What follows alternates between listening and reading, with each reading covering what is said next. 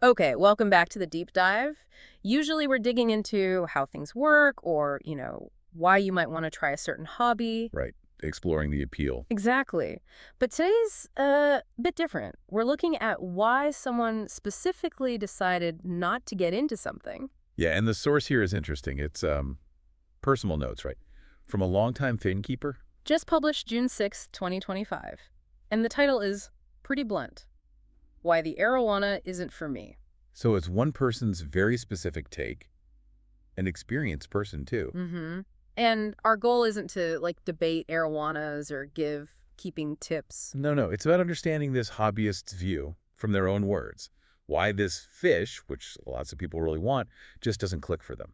And their notes kind of set up this interesting tension, don't they? Yeah, between the practical stuff, the obvious difficulties, Which are definitely there. and something more, well, personal, a feeling almost. Right. So they start with the practical challenges, the ones you might expect. What's the first big one they flag? Well, straight off, it's the tank. You need a massive aquarium.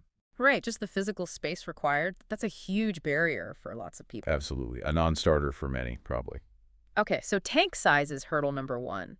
What about the running costs? They seem to really focus on that. They do. They use this phrase, high and unforgiving. Unforgiving. Yeah. Talk about, the powerful filters needed to keep the water clean, the electricity to run everything nonstop. 247 power draw. Exactly. And then feeding them.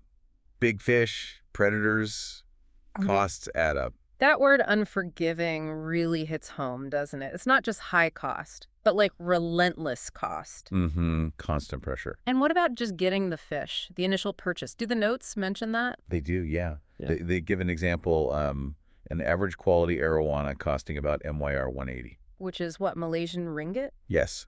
And they actually say this might be seen as kind of affordable for an arowana because they can get incredibly expensive. Ah, right. So relatively cheap, but still. But still, they frame that MYR 180 as, a significant initial cost. Hmm. An impractical purchase if you're not totally sure or just testing the waters. Okay, MYR 180 just for the fish itself. Yeah, that highlights the entry barrier, even at the lower end. Definitely. But then, after listing all these practical things, huge tank, relentless costs, the price tag, the notes kind of pivot, right? This is where the real, core reason emerges. Yeah, this is the fascinating part because despite all those real-world obstacles, the ultimate deal breaker, it's taste, subjective preference. Really? After all that? Mm-hmm. The author just says, quite simply, they find the arowana species Inelegant. inelegant. Wow. To their personal taste, their aesthetic sense. So it's not just the difficulty or the money.